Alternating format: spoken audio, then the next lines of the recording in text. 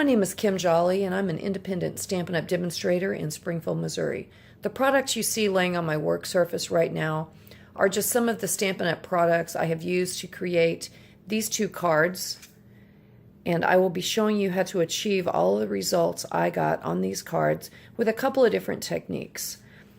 If I use any non-Stampin' Up! Products in any of the steps, I do go over those with you at the time. Once this is completed, I do have a full product list at the end of this video outlining or detailing the Stampin' Up! Products I did use. If you have any questions about any of the steps or anything in particular about this project, please reply under the video or shoot me an email at stampinartfully@gmail.com. For this first portion of the video, we're going to be working on the background itself. I am starting with a piece of watercolor paper cut 4 inches by 5 1/4. I like the weight of this paper for this particular project. This is basic shaving cream. I purchased at Walmart. I've put it into a styrofoam plate for ease of use. This is Clear Block D from Stampin' Up! I just like the size of it for this project. And this is Memento Tuxedo Black ink. As far as I can tell, it just needs to be a water-soluble ink. So let's get started. The first thing you're going to do is ink up the block just directly onto the ink pad. Then I'm going to take a little bit of shaving cream and just apply it almost like you're frosting a cake. I'm going to get just a little more. You want it to look about like that. And then I'm going to start on one side and glide it. Then I'm going to use that same scraping tool and go ahead and remove the excess shaving cream.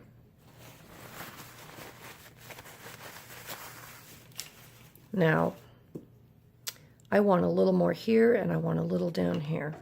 So we're going to go through that process again after I clean the block.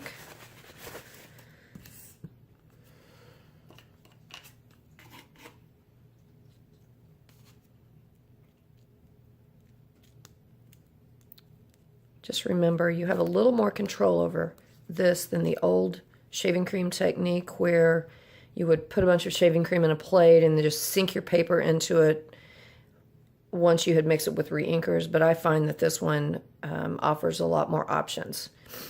So I'm going to give a little there, a little down here.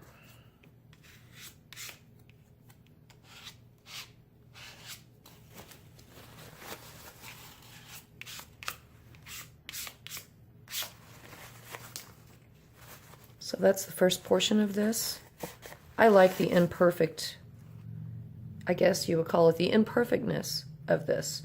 I like that it's unusual and that it's random. Okay, on to the next portion of this. Well, I apparently had a menopause moment because I realized that I had not turned the camera back on when I filmed the next section. Basically, what I did is I used this splatter stamp from Awesomely Artistic, the same size block we used earlier with the shaving cream, and I did first, second, and third generation stamping on this. It just gives a lot of interest whenever you use your stamp in that way. It creates a lot of depth. It makes it look like it's shaded and shadowed. If you do not know what that is, this is first generation stamping. This is second generation stamping. This is third, fourth, and so on. See, it gives a graduation of color, almost an ombre effect. So we are moving on to the next section. The next section you will need this same stamp, your Versamark pad, and your heat tool and gold embossing powder. Now we are on to the gold embossing portion of this. I'm going to use this stamp, Versamark pad, and gold embossing powder to repeatedly stamp and emboss images here. I'm going to kind of overlap it because I want it heavy. And during this process, I'm going to speed this up a little bit so you will not have to watch me do all of this in real time.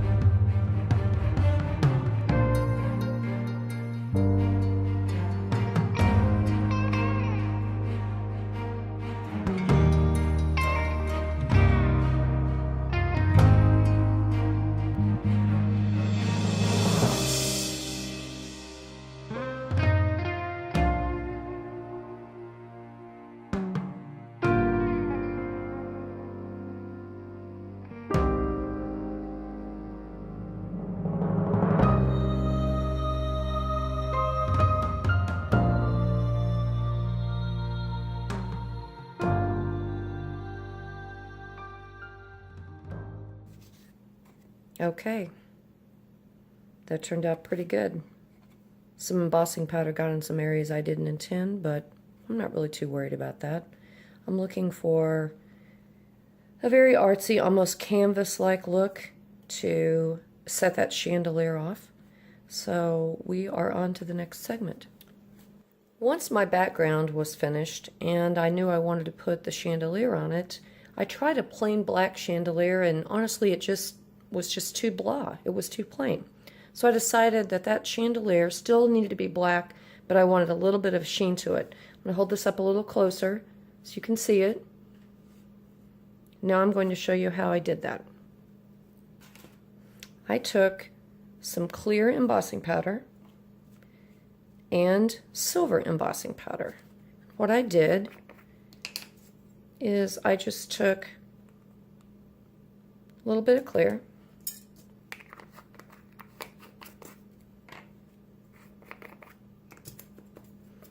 and just a little bit of silver.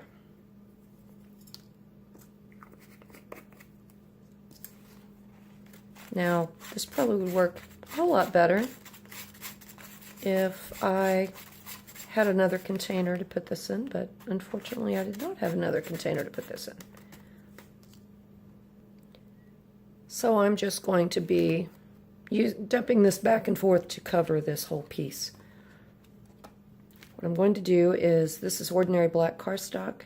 I'm going to rub Versamark all over it to give the embossing powder something to adhere to. I'm going to pour this on here.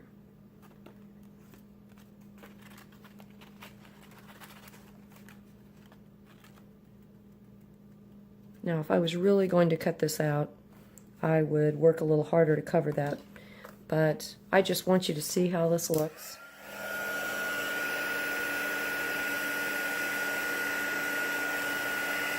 Once this cools, you can actually use your die to cut your chandelier out.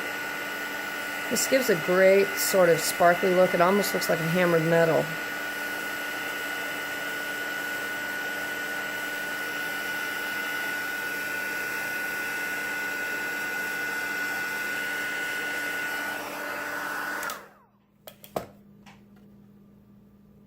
That's what it looks like. Now, of course, you would finish this up, let it cool, and then cut your die cut out of it. But here's one I did yesterday for the sample. Cut the die cut out of it, and I think it really adds a lot of interest to the card. It makes it a little more cohesive embellishment for the card because it blends a little better instead of being so matte. For this next segment, we're going to work on the chandelier. Now, on this card, if you can see this, the chandelier looks a little thicker than a single piece of paper. That's because it is. I have cut 3 of these and put them together. I think that this is a more effective way to do this than trying to raise the chandelier up with dimensionals, which would just be very tedious. Even if you use the mini dimensionals that Stampin' Up! Has now, I think that maybe this works a little better. I have used as many as 5 die cuts to do this, just to give it a little more depth. Now, when I do this, I use a little bit of mono adhesive. I just put some out on a scrap. And then this is a tiny little, sort of like a paintbrush. It is actually used to apply glue to the base of your eyelashes to add false eyelashes. Now, I do not wear false eyelashes, but I saw this tip several years ago on a stamping site, and so I bought some on Amazon, and they work really well. You can actually wash this little tip so you can reuse them. Now, the other tip I can give you is I don't worry over covering every inch of this. I just put some on the strategic areas and go forward. Otherwise, it takes too long, and I've never had any of them fall apart or come apart on the front of the card. So I'm going to speed this up a bit, but as you can see, again, I'm just putting it on some strategic areas, not getting too worried about covering the whole thing. That would take way too long for me. So here we go. Let's do this. Oh, I should tell you, I cut 2 pieces in just basic black cardstock, and then 1 out of the embossed cardstock.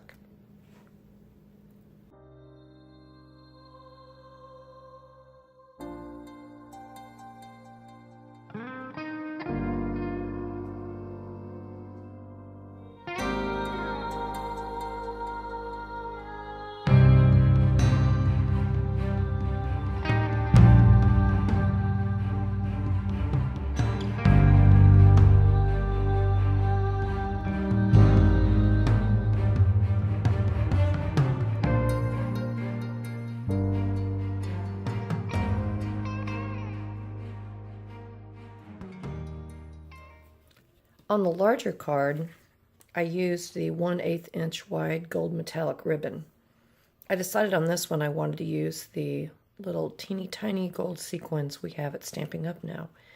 So the way I put this together is I just threaded those through, and I put a little piece of the tear tape to hold that down. And then I'm not going to actually apply or glue this to the front just yet, because then it would be hard to adhere this to the black cardstock. I don't want this wrapped around the black cardstock. I only want this wrapped around this. So what I'm going to do is I'm going to get this lined up where I want it, and I'm only going to adhere this piece.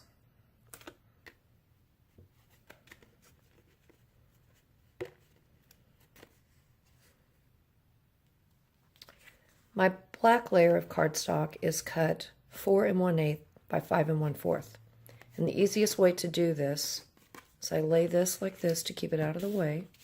I'm going to use mono adhesive. I'm not going to take that off. I'm just going to leave it on for the additional support.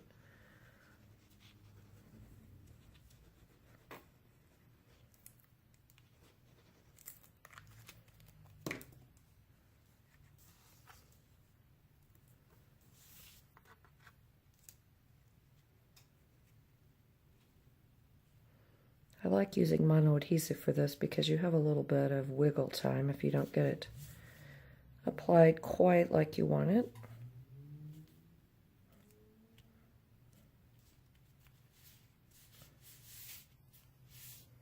I'm going to basically leave this loose until I apply this to the card front.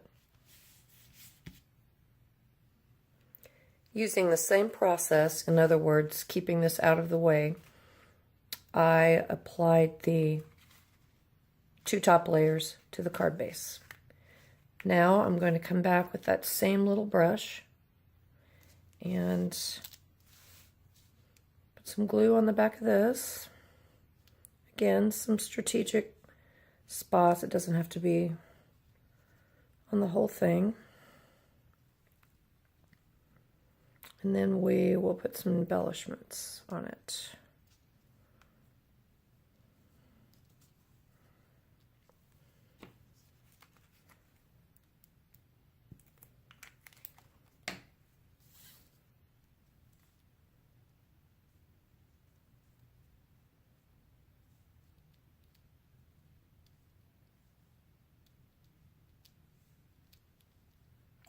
This glue holds quite well.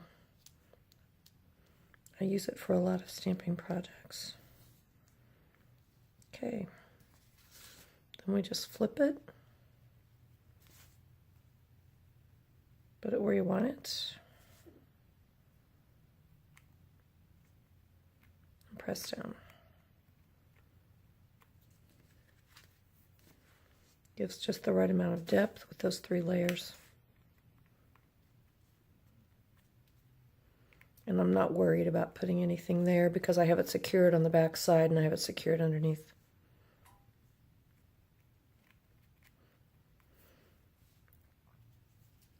Next, we're going to embellish the lights.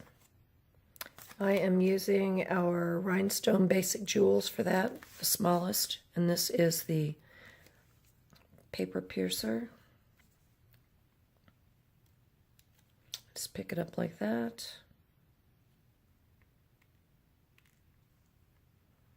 Sometimes they get away from you.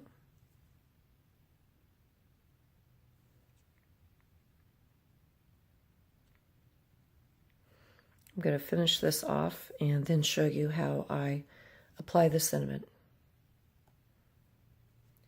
I have stamped the sentiment with the same Memento black ink we used for the rest of the project, and I've trimmed it out using the next to the smallest size of the Lots of Labels framelit dies. I thought this shape worked very well. I thought it looked elegant. I have put Stampin' Dimensionals on the back, but I've left the little plastic covering on that for right now. Now I'm going to cut some of the gold metallic thread. This is the way I do it. I don't know how other people do it, but this usually works for me when I'm trying to make these little messy nests, as I call them, of the metallic thread. So I wrap it like that. I figure out where I want it on here. Then I take a little piece of the tear tape.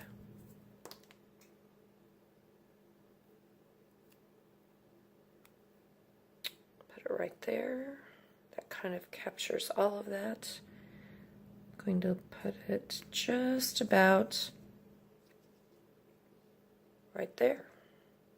So it's going to give me just a little added metallic. Now, another tip I can give you is I don't know how many times I have tried to apply a sentiment with these dimensionals on here only to realize that I put it on crooked. So if you will take a little bit of your mono adhesive after you've removed the little plastic coating, put a little mono adhesive like that. Then when you put this down, it gives you a minute or two to move it if you need to.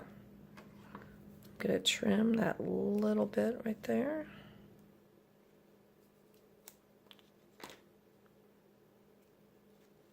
And I'm going to call this card done. Thank you so much for watching my video. If you have any questions about this or any of the products used, my contact information will be below the video. The list of products used will also be at the end of this video.